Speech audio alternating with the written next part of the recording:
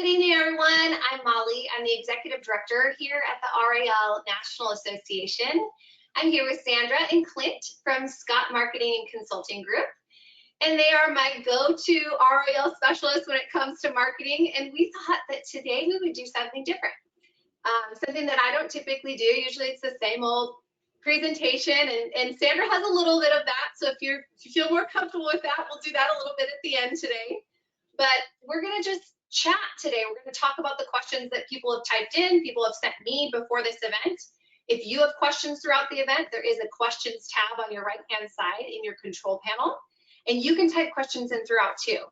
So we will go through some questions that we've seen people asked before, people have typed in, and then Sandra's gonna wrap up today with the top 5 most important questions or things that she thinks you guys should know. And then we'll wrap up after that, but not our usual today. So thank you, Sandra and Clint, for being here with us today. Our pleasure. Yep. So let's get started. I've had some people type in since we've sent out our first invites. And one of the first questions is, how important is it to have a website and why? Clint, do you want me to take this one? You can. Okay. It's really, really important. I'm sorry? We'll go back and forth. So. Okay. You know, it's interesting in working with a lot of RAL members and just talking to a lot of prospective clients. People, Molly, are of the opinion that if I just have a website, and meaning that they'll do it on their own through Foursquare, Wix, Duda, I just build it and it's up, they'll come, right? All of a sudden, the floodgates of prospective family members and seniors who need and deserve their care they're just going to come and their phone is going to ring, and that's not true. So first of all, yes, it's highly important. On a scale of 1 to 10, it's a 15. To have a website, because everyone is online. And if the pandemic has shown us anything, with a lot of the brick and mortar stores shuttering and driving their business online, they realize that they can do tremendous sales online. Everyone's going online. Everyone has a phone if they don't have a laptop or some sort of tablet. And so search is up, and Google has over 96% of search share. And that's where we go to find everything that we need.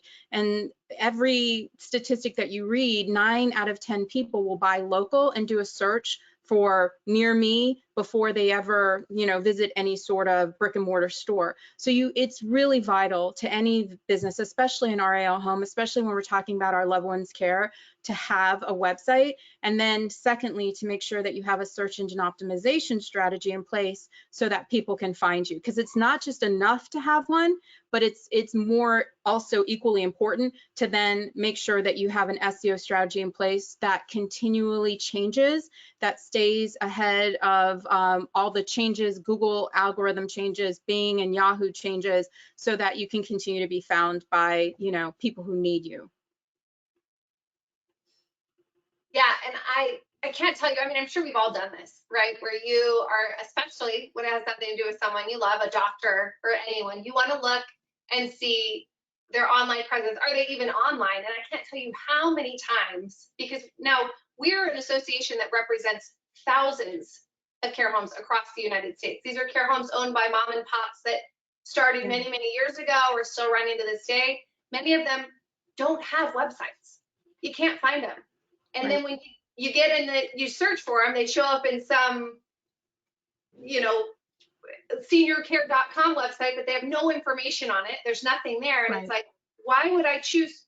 How would I know to choose you if you don't exist and there's no presence online at all, let alone reviews? I know people want to see reviews. And the most important thing for me is, even if there's a negative review online, if you've responded and given your side of the story, it's kind of like you get to see both sides, right? And you get to really see how somebody's been professional and dealt with something, and it doesn't always deter me. So I feel like some people think they want to stay away from the online because they want to stay away from those types of reviews, and it's like, that's going to happen no matter what, and it's all about how you deal with it. So 100%. Yeah, you're right. A website legitimizes you, and that's exactly what you're saying. I cannot tell you how many skilled nursing facilities do not have a website in their local area. And you're talking about skilled care, high acuities, and when you're transferring from a hospital to a SNF, thinking, I don't know if I should even visit you, let alone put my mom and dad there. You know, your star rating, none of that is visible. And so it really does put in your mind as a consumer, is this really a legitimate business? So to your point, Molly, a website legitimizes you, and then the reviews even more so, because it does show you that you value a customer's feedback. And then it shows someone who's considering you how you do handle that relationship when the review isn't so favorable. It definitely isn't something someone should shy away from. Reviews are going to happen. Oftentimes people don't trust an organization if they have 180 reviews and 180 are all 5-star. You know, they're like, how can that be? Sometimes your pizza isn't so good. You know, it came cold. Something happened to that pizza. So, you know, it's okay. It shows that we're human. Businesses, you know, make mistakes. We own up to it and we try to make it better. But definitely have one. And then when you do have one, have an SEO strategy. And I think that that will help you tremendously. So for everyone that Molly spoke about that doesn't have a website, you know, vet the company that you want to work with. Make sure that they understand website development, because it's on the technical side that there's SEO that has to be in place. And then there is, after it's built, SEO that has to be in place with the copy in order to make sure that you're maximizing your online presence. And then we've done this before, right, Molly? We did a whole webinar on having a digital footprint and what that looks like. That helps with that digital footprint so that you're found wherever you are. And we've done webinars on things to do with websites, like ADA compliance with websites, which was things I never even knew about. You know, so there's a whole bunch to websites that you making it on GoDaddy or whatever it may not be so beneficial to you in the end. So like Sandra said in the beginning, it's not just having the website, it's making sure you have the plan with the website. And William said something interesting. He just typed in, thank you, William, for this. He says, not only are families not able to find you if you don't have a website, but placement agents as well. So if you want them to send you referrals to your home, which is how a lot of you are getting referrals, you need to have a website. They need to be able to find you. I have placement agents reach out to us. I have other homes reach out to us and say, hey, do you know of a care home in this area? And I can help you guys a little bit, but being available just on the internet is going to help you the most on all aspects, from referral agents to families to loved ones to other partners that are going to work with you. So that is a great question. So whoever sent in that question, thank you. And that kind of goes into another question that I had, which is, you talked about SNFs, you talked about these larger, kind of what we would talk about, big box facilities from the academy side. Now, how is marketing for a small care home different versus marketing for a large care home? Because I know you've been from that world. And so how have you seen the differences, and what do you feel like the differences are for small care homes marketing in that same industry that the big care homes are marketing in? You know, honestly, I think that the biggest difference is the mindset of the owner operator. I think a lot of RAL, smaller proprietors of residential care homes or senior living communities need to remember that everyone's their competition, not just the big box. And every level of care is also their competitor.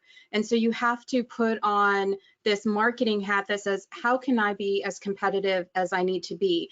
You know, when you're looking, for example, at a Brookdale, it would be absurd thinking, and I don't mean that in any sort of negative way, for Brookdale to not have a website, right? It's absurd thinking for Brookdale to not have any reviews. It's just, you know, they're going to have it. A big box is going to have it, but a smaller community is not exempt from the same marketing strategies that are going to help them be successful that a larger one is. And that is the biggest takeaway that I have learned in working with a lot of RAL homeowner operators is, one, having that big box mentality in terms of marketing strategy. Everything that a big box does, everything that your competitor would do, no matter their size, is something that you should also consider, an integrated approach. Secondly, you've got to do the work. You know, yes, a big box has a marketing team behind them, or they might have a big marketing agency behind them, Molly, but if you're going to come into this space, again, you have to have the mentality that I'm going to get out there, I'm going to meet referral sources. Sometimes if we don't have a team behind us, caring.com, a place for mom, that is who we need initially, right? To get full or to become noticed, but that isn't going to sustain us long term. And so long term, you've got to be able to get out there and meet your referral sources and meet those case managers and meet those SNFs and these other ALFs that, you know, when someone has a higher care need that they can't meet, you can take them. And so I would honestly say the two biggest differences is knowing that, one, you have to have that same marketing mindset, have similar strategies that you're willing to employ. And then secondly, be willing to do the work. Yes, they're at an advantage because they're much bigger and they have a huge team. That doesn't mean you can't do it and do it well. Clint, would you add anything to that? Yeah, I think, and part of it is what, you know, what we run into quite a bit is budgets. And so for most of, you know, the smaller communities, you've got to allocate that budget. It's Yeah. not a shoestring. You know, you've got to make the commitment and say, okay, yes, this is, you know, whether you're building from the ground up or you've bought, you know, a community or what have you, you really need to take a look at what you're going to allocate for marketing, because, you know, yeah, you may be up against the big boxes, so to speak, but at the same time, I mean, we have clients that, yeah, I'm just speaking from, you know, some of the things that we've actually been doing lately with some of the much smaller ones.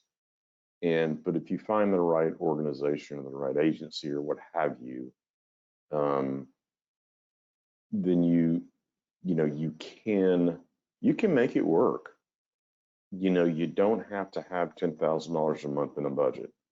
But you've got to have, I think to Sandra's point, if you don't have the internal marketing resources, you know, if it's, you know, 3 people at you know, at a home, you know, an RAL, and, you know, you've got owners and salespeople and things like that, I would highly suggest you find someone that can help you navigate this.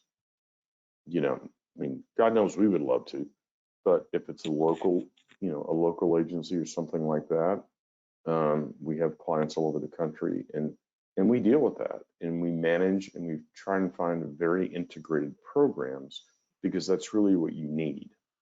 And I would honestly tack onto that, you know, the website is incredibly important, because we really look at 2 audiences, right? So we look at kind of the adult child, and then we look at seniors themselves. And seniors have become much more savvy online, because they're all talking to their grandkids on Facebook and everything else. So they look for stuff as well. So that's why that's really critical. And you got to be there. You got to be found. And if you're not there, to Sandra's point, you don't exist. Right.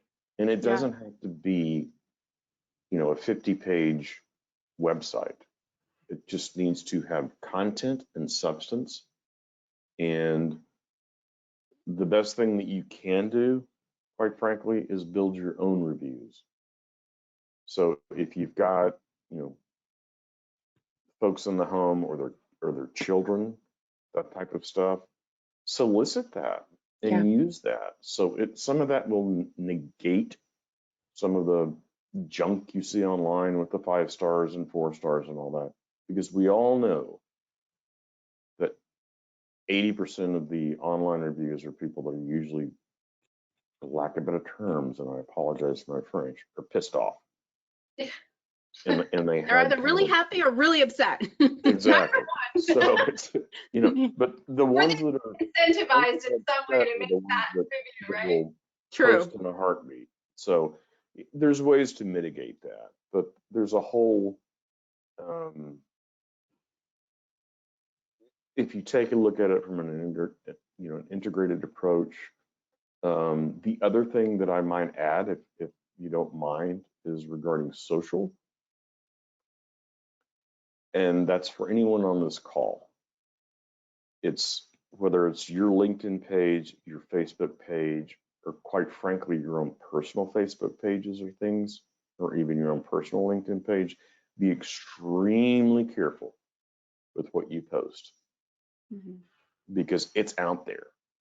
And so if people are looking, you know, I know that when I won't give the farm away here, but I know that when we talk to new clients, we actually do look at as much as we can find online, just so we can understand, you know, who these folks are, what their likes, dislikes are, just so we have a good relationship, you know, to kind of kick off. But, you know, I can't tell you how many times just on LinkedIn, I'm not on Facebook that much because it drives me nuts.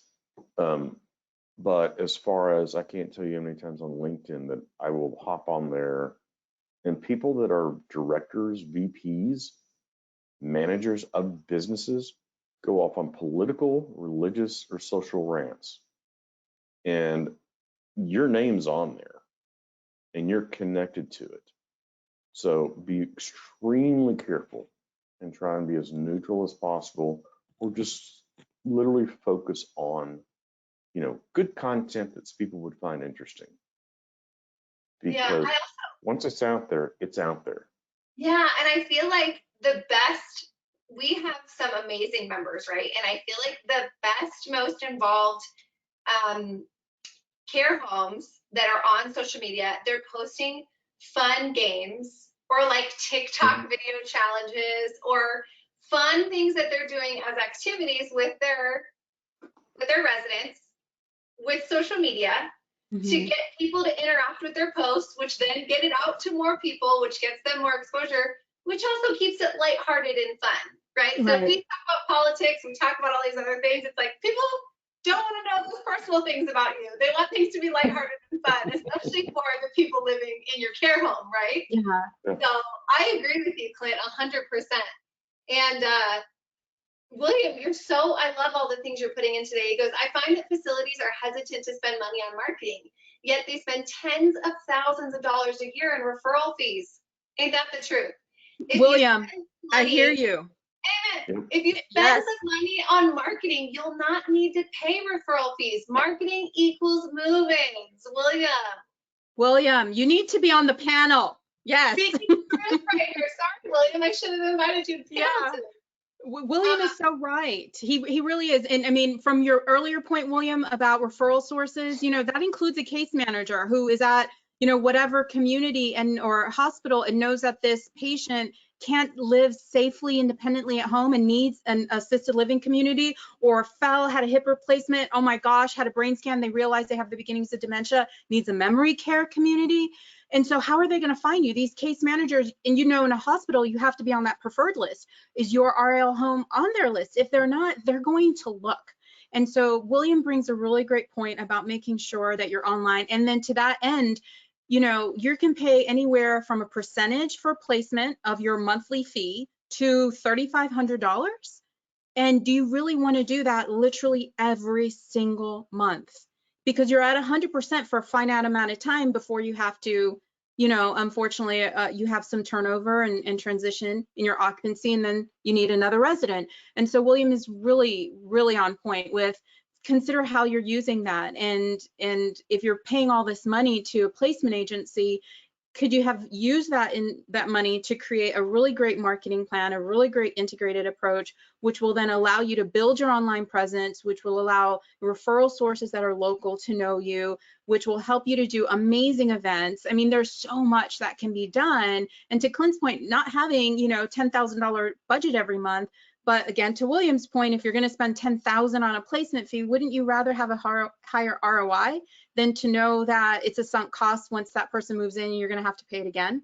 So there's a lot that one has to think about when you're, you know, you're building a RAL home or you're managing one, and saying, how really do I want to manage this budget, and what's going to be the biggest bang for my buck that's going to help build my brand and continue to build awareness of my community so I stay full.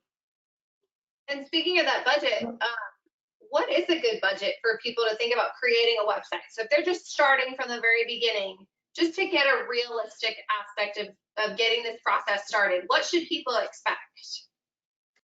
So it really does depend. There's so many website companies out there for us, because everything is included. When we first started working on building the websites, it was much less. But then the more we work with a lot of the owner operators, we realized they didn't have the team or the resources to do a lot of this, right? To provide the images, to provide the content, to everything that's included. And so our team, anywhere from, it depends if you're providing some of the copy from 38 to 4,500, but that gives you all of the ADA, the images, all of the copy, the design. It literally is hand given to you. And then we also run a baseline so that you'll see where you perform SEO wise. And then we put this SEO plan in place. And every month during our accountability calls, you'll see how we're driving traffic to your website. So a really good website isn't going to cost $500. You need to invest in it. And as I mentioned,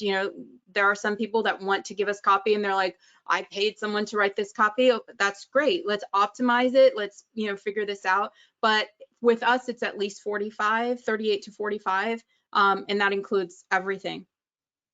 Well, and like William said, if you're spending that money on referral agents, spending that money, especially upfront. I mean, once you build that website, it's just maintaining it at that point. So I just want people to know, getting started, where you should put things in your budget. And marketing 100% should be a portion of that budget. And sometimes it should be a significant, especially in the beginning, a significant portion of your budget, because that's the only way you're going to get those residents in there. So yes. And I'll add to that in the sense is that we do have clients, particularly if they're ground up builds, that we front load. So sometimes it's painful because they're like, this is my budget for the year, but we know we need to front load. And then what we do is typically, and this would be for anybody, what you want to think about is that to get full, and then you do a maintenance plan kind of after that, to where you can kind of downstep. Yes. Yeah. You can kind of downstep your marketing, but you still need to keep that pipeline full, because you will have folks leave and come and go, but it doesn't. At the beginning, it'll feel painful for a lot of folks. Or if you're watching us right now and you're just getting started, it'll feel expected.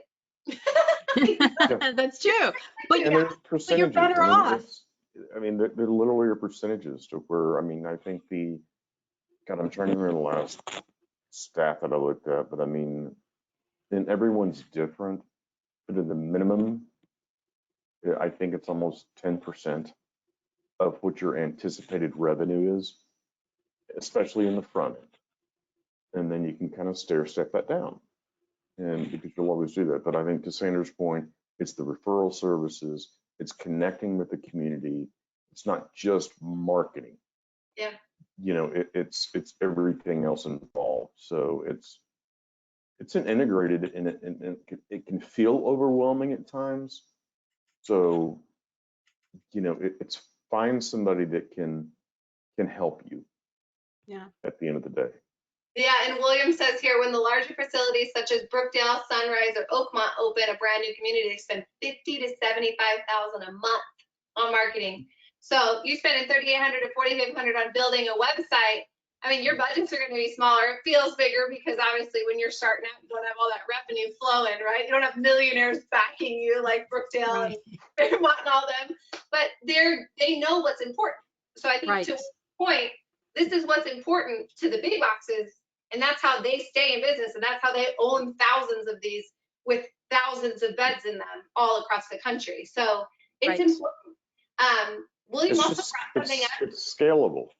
Yeah, I want to tell everyone real quick. We have a new thing here at the RAL National Association. So William says being a member of RALNA helps with marketing. So I've mentioned our map. Obviously, we're partnered with Sandra Scott, and I bring you guys tons of marketing materials and information as much as I possibly can. And he says he's put our logo and websites that links to our association, and it adds to his facility's credibility. So we have that there. What we just did is I put on all of your membership dashboards a fillable certificate that you can now hang on your wall that says you're a RALNA member. So that adds credibility to your physical location. And we made a badge. So instead of using our logo, I have an actual badge that you guys can download to put on your websites. It's super fancy, 3D, cute. It says you're a RAL member. And then you can link that back to the association website if you want to. So William, thanks for bringing that up, because that's something brand new as of last week. So it's great. Yeah, William's on fire. William, thank you. So 2 things that William said that everyone on this call should really remember: link building. So links and citations are huge for building online credibility and domain authority, but also, like Molly said, trust badges. And so when you have a badge that says you are, specifically trained, like you are PAC certified, you are an RAL trained member, people are thinking, oh my gosh, wow, this is great. They know more, and it builds such credibility in their mind that says, I'm going to trust you, not just with my money. I'm going to trust you with my most sacred possession, and that's my loved one. If you have children and you think about how you've had to scout daycares, and scout schools, there is nothing more important than moving into the right district and finding the right, person who's going to take care of your little one. I mean, what parents will go through, it's beyond, I guess it's an introduction to what we'll go through when they're in college, right? It's like finding the place. It's the same thing, but for your parent, and it's still a financial investment. So anything that can give you that sort of credibility is huge. Trust badges and link building. So Molly and William, good job. We have another question, and I'm not sure, Deirdre, I'll see if we can answer this question, but let's see. I'll just say it out loud. It's kind of a long one, and then we'll see if we can answer it. I would like to open a number of RALs in the same area, which Deirdre already owns a great care home. So it looks like she's opening some others and keeping the actual homes as rental real estate and selling the business part to an operator, right? So she's just the owner. I was thinking of charging them the house rental part and also 10% of the gross income for the business.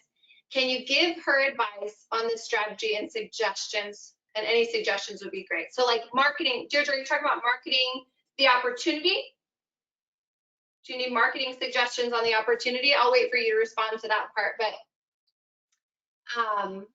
But yeah, I mean, that sounds like a great yes on how to structure the opportunity. So if you're going to put it out there to market to people who want to operate, well, I would suggest for me using our networking group, reaching out to people who are in our networking group and marketing to the people who are already wanting to start, right?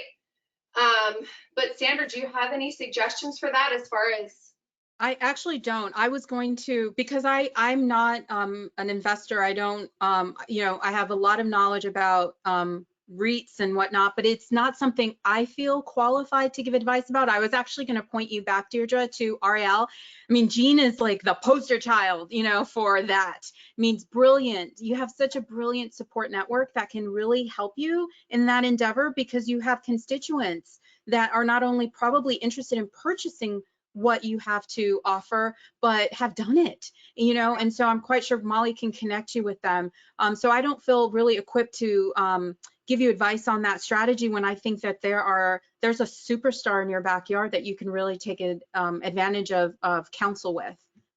And Deirdre, I think there would be a ton of people in that networking group that would be very excited, maybe even people on this call. So if you're on this call and you're not on the Facebook networking group, it's the RAL National Association networking group. You can look us up, and you can, oh, and she says she's gotten almost all of her leads from caring.com. So she's got a lot of leads coming in from caring.com. So that's another resource for you guys right there. So website, caring.com, we've had caring.com in here, and they will say it till they're blue in the face. They're going to put your website on their website, because you'll find them in 2 places then. They'll find you in 2 places. They'll find you on caring.com, and they'll find you on your website from caring.com. So it's just going to be a chain of events that happens. And so I think that's wonderful. Thank you for sharing that, Deirdre, because I know you have a beautiful care home. Let's see. Oh, you're welcome, Deirdre. She says, thank you so much for setting that up. So you guys are awesome. And she says, caring.com reviews go up on your Google reviews. Oh, William here again. William's just giving us so much tonight. I love this. So if you want to sell the business, you want to and you want to build a brand and reputation, increase the valuation of your business, how do you do that? Marketing, he says. So Right. And I will tell you this, for the owner operators that we've worked with, whenever they are selling, they look at least 3 years of your prior financials. And so you really want to make sure that you have, anytime you're looking to sell, you've had your best 3 years in the prior years. You know, so 2020, 19, and 2018 have to be stellar. If you're looking to build something new, with everything going on with, you know, commercial buildings, banks are even more scrutinizing even more loans right now, whether it's SBA or any sort of bank. And so they want to see last year's performance, and they want to see how you've performed in Q1 if you're looking at getting financing for the rest of the year for anything new. So just know that, you know, your prior years, they go back at least 3 prior years. Those have to be strong financials, and it's not where your census has ebbed and flowed. They want to see consistency. And even though you may have had some gaps, how quickly were you able to fill those so that you can maintain a census that would give a bank or any investor assurance that there's demand in that area to fill any transitions in occupancy that you do have. Yeah, and that kind of brings me to another question that I had is, I hear people say all the time, you know, I wish I would have started this sooner, right? They get in, they open their care home, and they see that it's a process for SEO just to get yourself visible, right? And they say, I wish I would have known. I wish I would have started way before I even opened. So can you kind of touch on why it's so important to market even before you have your RAL open? Oh, 100%. Let's just take the website, for example. It takes time to build a quality website, right? Anywhere from 6 weeks to 12 weeks, depending upon the complexity of the site. If you have to film videos, if there are 360s, anything that you want to, testimonials that you want to put on there, all of that has to be scheduled. And so that's part of it. So your website takes time. Then once you're live and you have an SEO strategy in place, takes a minimum of 30 to 90 days to see any of that. Once the sitemap is submitted to all of the search engines, that's Bing, Google, and Yahoo, it takes 30 to 90 days to see any of that. So 3 months while all of your SEO is in place for you to be recognized. And then it takes a good year for you to have that domain authority because you have SEO and links and citations and all of that. So the more time you can have invested prior to opening to get all of this going, the less pressure you're going to feel. I will tell you, in the last couple of months, the conversations I've had with RAL homeowners is, you know, this mentality that it's the field of dreams, right? I have a website now. Why is not my phone ringing? I've had an SEO strategy for 30 days. Why am I not full? You know, why do I not have 20 tours this week? Things take time. Everything takes time. And like Clint, you know, spoke of earlier, you also have to have an integrated approach. And so if you have, you know, that you're going to open 9 months from now, I will walk the dog back and say, okay, if I want to open full, if I have a 10-bed home and I'm licensed for those 10 beds and I want to open full, what is it going to take for me to open full? So first, you do need a website. You have to have that SEO strategy. That's, you know, Clint talked about your digital footprint, all of that in place. You don't have to be open to have a Facebook page that builds warm fuzzies. You don't have to be open to show that you're an authority and credible in your field on LinkedIn. You know, you set all of that groundwork up. And then in that time, because you're not feeling pressured, you're in that renovation stage or that building stage, you can then reach out to those referral sources. You can do the marketing that you need. You can host virtual events and you know, let everybody have a virtual dementia tour in your local area, partnering with the Alzheimer's Association or something. There's so much creativity that can happen without the pressure of having to be full and having to have all of your rooms rented, because you have time to build it. Without that time, you're putting a lot of pressure on yourself. And then you know that when you are open and you have existed for a while, and some of you are maybe at 40%, 50%, 70% occupancy, the industry, since they started keeping records, is an all-time low. Average occupancy nationally is around 78%. And that is a lot having to do with the pandemic, of course. But we have clients that have stayed full during the pandemic. And I talk about one of our most amazing clients who's just like in it every single day. He was full all of last year with a wait list, 16 beds. You've heard me talk about him during our webinars. In January, COVID swept through his community, and unfortunately, five residents passed, and then a couple more passed. So we went from 16 to 9 beds occupied, but then we filled 3 of them in a week and a half. And then, you know, a few more residents passed away because it's end stage Alzheimer's is his resident population. But needless to say, despite all of this transition, we have only 2 beds. And when you look at all the transition, we probably had about 12 to 15 turnover in just that amount of time. And to go from all of that to only having 2, and we're about to have those 2 filled in just a couple weeks, that's amazing. And so the bank is looking at his performance and saying, you know, we know transition is going to happen. We know that there's going to be a flux, especially because of the pandemic. It isn't anything you can control any more than we can control it. But they look at all that he's doing. And so we have so many things in place for him, between videos and rap cards, and that literally he has gone out to visit case managers in hospitals and partnered with other entities that he and we have identified that it's a mutually beneficial relationship, that he can then say, you know, and get in the door in that hospital. And then he can say, you know, thank you for bringing us. We are able to care for, you know, this resident population that you serve, and here's our quality measures. So there's so much that can be done ahead of time that takes the pressure off of you to fill your community if you would just afford yourself that time. But know that it is possible, even if you're open. You just have to be willing to do 2 things. One, as Clint talked about, and as Molly said, and as William aptly said, be willing to allocate funds for marketing. It is not free, and you cannot get it done without having a budget. Secondly, be willing to do the work. Even if there's only one of you or another team member who can step in as team B, you've got to be willing to do the work. You just can't say, I've got a website and that's it. But no one, because an agency can't do that for you. A consulting company can't meet that case manager for you. You know, they can't do all of these things for you. They can't partner with your local Alzheimer's Association. That's you. And they trust you, residents and their family members, by you. And so that's really important for you to be able to conceptualize.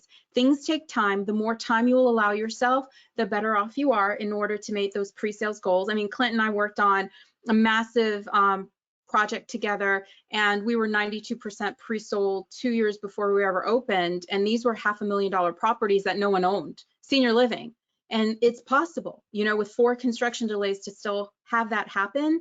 But if we didn't have time, the bank would have not been happy. Our owners would have not been happy. Board would not have been happy. So it's really important that you give yourself that time and have realistic expectations. And if you don't have that time, set the budget aside and then have a plan and still have realistic expectations, because it's going to take time if you're 50% occupied in a pandemic environment to get you where you need to be. Clint, anything I missed? God, no. That means I talk too much. I mean, I think to the point is like there's kind of a terminology in marketing to where, and this is always goes back and forth between marketing and sales, for there's MQLs and SQLs, right? Mm-hmm. So the leads that come in that could be marketing qualified, depending on how you approach it in the integrated, but then you've got the sales aspect to it, right, and the close rate and all of that. So this is where marketing and sales always rub heads. But it's, I think to Sandra's point, it's, you know, it's doing the work and getting down that road. I mean, you can't let the phone ring. You can't put it through voicemail. You can't, you know, just let them die on the vine. So, you know, if you truly want to be engaged and interactive and take advantage of the calls or inquiries that come in, I mean, just like on your website, you could do form fills or gated content. Mm-hmm. So you're picking things up that you can follow back up on. But I think that's the biggest thing, is to do the follow-up and to work through that, and not just, I think to Sandra's point, it's like, I have a website now, yay, my phone's going to ring off the wall.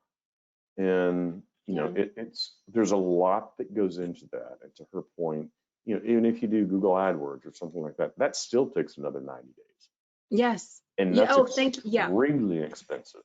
Barry, you need a minimum, thank you, Clint, you need a minimum of $1,000 a month investment, and it's going to take you no less than 3 months to even have those keywords in place where you're actually going to start to compete. So that's a very good point, Clint. Yeah. Which goes back to starting before you're even open, right? These Yes. are things to plan for before you're open so that you're on point once you get there. And I hear it all the time, you guys.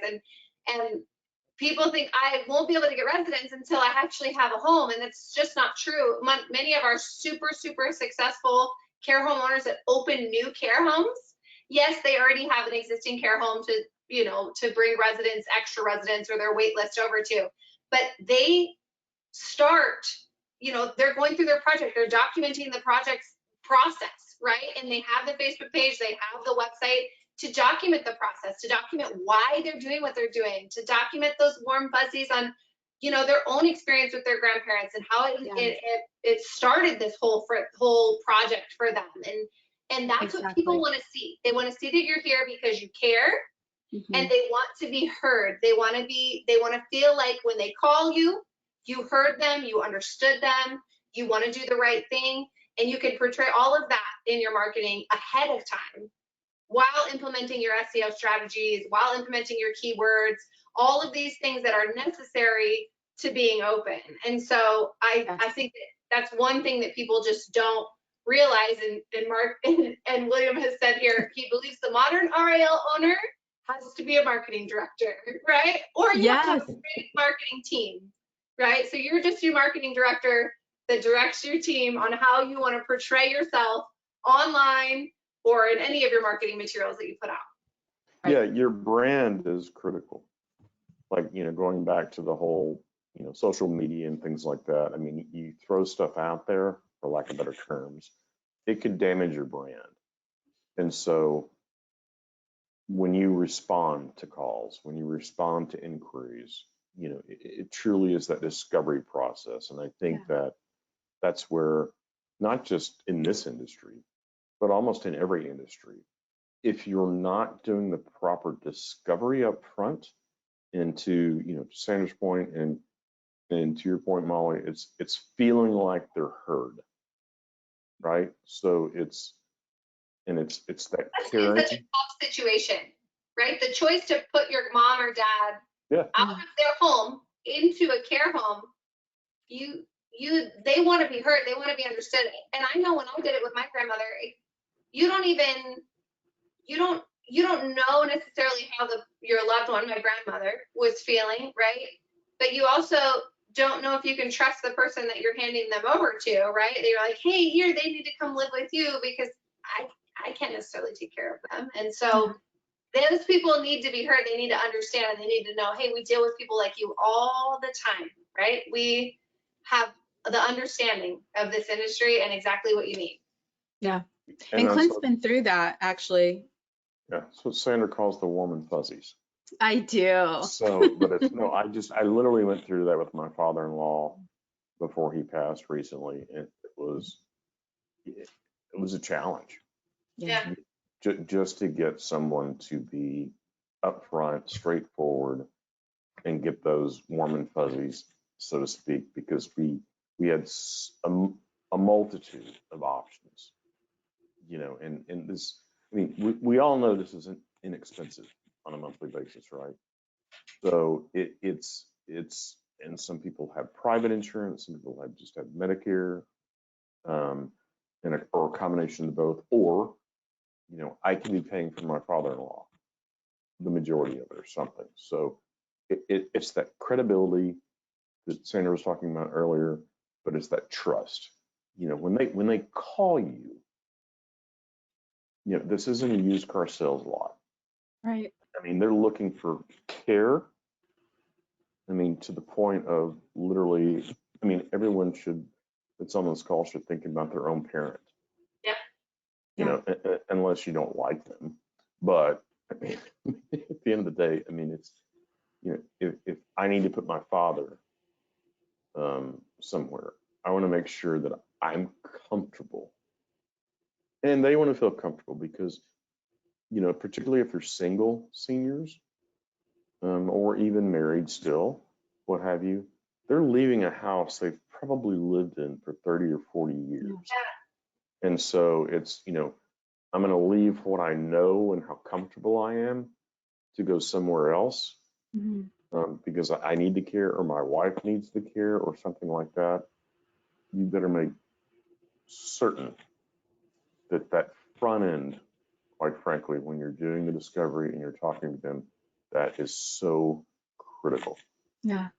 Yeah, and absolutely. I mean, I know that one of the things for me when we found the right care home, because it did take some time, not everybody knows, you know, and not everybody knows RAL is an option. So RAL is actually a better option than if you're going from your home to go to another home where you have a kitchen and not a dining hall. I mean, can you imagine going from your normal day-to-day environment in your regular home to a big box where you have to go to the dining hall to eat every day, you know? Intimidating. Yeah. It's very different, and it's very difficult. And then you get diagnosed with behaviors because you're acting differently, and it's like, well, you moved from a home to a hotel, basically, you know? Yeah. So this is an advantage we have in RAL. And this is something that you can use to your advantage with marketing too. And when we found an RAL for my grandmother, which is how I first got introduced to RALs, the woman actually cried when my mother decided to sign a DNR for my grandmother.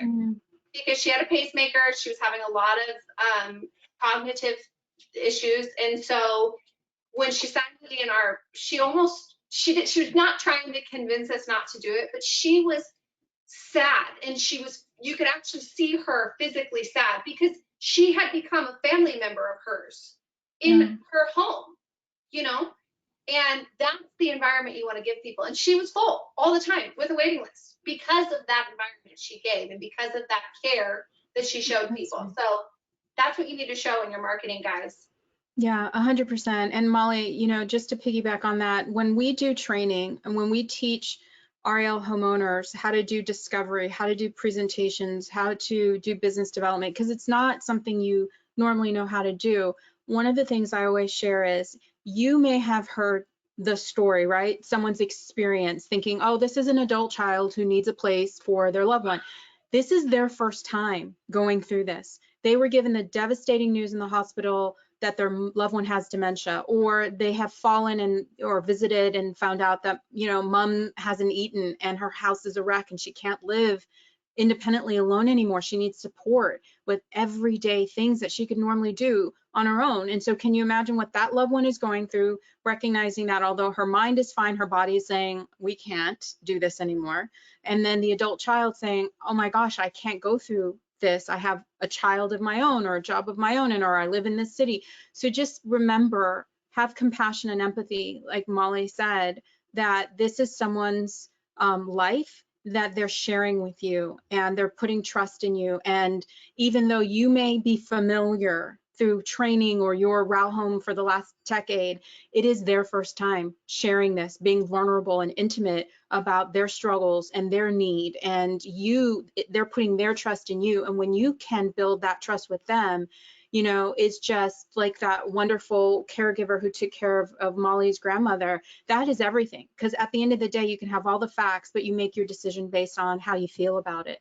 And you know that that's someone's, it's emotional, like Clint said, you know, they're gonna love Molly's grandmother like Molly loves her grandmother. And at the end of the day, that's what they're looking for. And so just hold on to that, because that word of mouth will spread like wildfire. You know, everyone will come and you'll stay full, because I don't care if you literally have a competitor on every single corner next to you and across the street.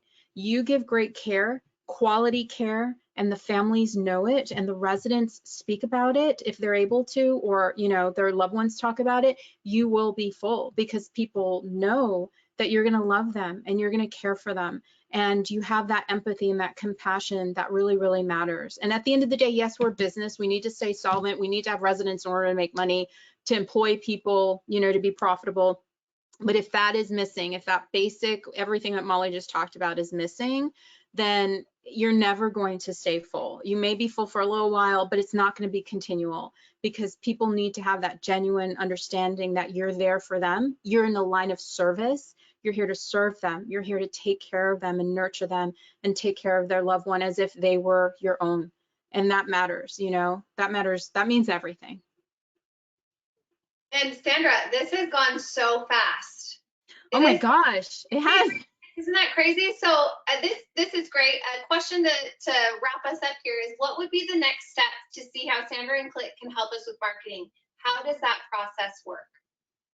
Oh, thank you for that question. It's a great one. If you go to our website, and I can share it at the end as well, scottgroup.consulting, you will be able to sign up for a free consultation. It's a 30-minute consultation, and we're happy to talk to you about your home, what your needs are, where you're located, what your goals are, what's most important to you, and help you come up together. It's a partnership with a really great plan and strategy that's going to help get you to where you need to be. So if you just go to scottgroup.consulting, click get started, any one of those buttons, and you can schedule a time with us, and we're happy to talk to you. We believe in what you're doing, and you know, we want more people to see that you don't have to stand in the shadow of the big boxes, that you are an option. Like Molly said, many people, thousands across the country, do not know what residential assisted living is. I didn't. Yeah, I didn't when I was doing the research for my grandmother. We didn't know. Right. You only think Brookdale, you think, you know, all the big names in your local area. You don't know, and we want them to know you. Right? That's right. Because so they're marketing. They're really good at marketing, and then we'll be like outweighing the Brookdales left and right. Like, don't you want your loved one to go to another home? Right? You do. You're right. A home, an actual home. From home to home, and that's our motto. Let us help you help them to find you, right? To be found by you, and to get them from home to home. You know, it's like Clint said, they've lived in their home for 30, 40 years. They've raised their children and grandchildren there. The stories, that is so hard to move. And so it's easier to transition when your body is aging and failing you. There's so much you're dealing with. It is so much easier to go from home to home. But we would love for them to see your home and your care that you provide. So just go to scottgroup.consulting, and we're happy to talk to you. And you guys, I typed that in the chat, so there's a chat tab down on your control panel. I also gave you some free sites for marketing your home, including Google My Business, Yelp. You know, there's free places, and thank you, William, for typing those in, that you can put your home as well. So that's just another place to get exposure on the internet, right? So absolutely. Molly, I think is one webinar we did a while ago. We actually, if people came on our site and just signed up, they actually got the free download. So yes. William, thank you for that, because oftentimes if you feel like you have to have some sort of technical expertise, Google makes it really easy. But we actually have step-by-step instructions that we're happy to send you on how to set up your Google My Business. It's free, and Google loves it when you use their tools. It actually helps in your search ranking. So, you know, just let us know, and we're happy to send that to you as well. Thank you, William. Yeah, William's been great. William is on fuego. He's on fire. He's the executive director for the RCFE Association in California. So he's a wealth of knowledge as well. We love William. Great job, William. So thank you. I don't know, Sandra, do you want me to just send the 5 tips, or like your? Yeah, we'll send it to you after. Yeah, and then you can send it with the recording. Yeah, exactly. So I'll send you guys the recording with Sandra's, what she was going to present. We ended up having enough questions to go through the full hour. Any other resources that I mentioned today, I'll send to you guys in an email. And then if you guys have questions, just reach out to Sandra and Clint, because I'm sure they would be happy to talk to you guys about anything. I did have some people email me during this presentation about, I have a couple of people, about the certificate and the badge that I mentioned. So I will get back to you. But if you know how to log into your RALNA dashboard, you go to ralna.org. If you don't have a membership yet, which I don't know how you would be here if you don't have one, but if you don't have a membership yet, you can sign up for free. And then it's on your membership dashboard under the files tab. And so you can go right in there and get your certificate, put your name in there, print that out, set it on your wall, and then you can download your badge. So, And then just Molly, for that badge, just to, I don't want to run over, but for Yep. people who may not know how to link to that badge, you know how on your website you have rl.com like / location. It's Yeah. it's where you have the map and they can find the RL in their state. They can link to that, and then that will help whoever goes to their site. So if they link that trust badge directly to that specific page on the RL, they'll be able to see all the places, and it's bigger than they even thought. But Yeah. that's a good one to link to. And we just updated you guys, we've done so many updates to the website. If you haven't been on your dashboard, we have done a ton. We updated the map so that you can see all of the RAL care homes across the whole United Yes, States. that's what I'm talking about, that page. The whole one. Like, so before you couldn't see them. If you clicked on it, you'd have to type in your area. So we just recently updated everything. I went through all the care homes in my system. If you don't see your care home on there, just sign up for a free listing. I'll get you guys on there. But it shows everything from far away, and it's like little hot spots, you know, and so you can go zoom in closer. So yeah, it's been great. Thank you so much, Sandra. Thank you, Clint. You guys have been wonderful. So much knowledge. We probably could do a whole nother hour of this. I still have questions that I didn't ask. So. Oh no, it's dinner time. Yeah. Yeah. Well, no, definitely it's dinner time for sure. So I'll let you go eat, Clint. I think we already talked about Chick-fil-A before we got. I know, and it's in my head now. So Grubhub. no, I gotta go check Grubhub. So. Thank you, Molly. Thank you, everyone, so very much. Yeah, absolutely. Our absolute pleasure.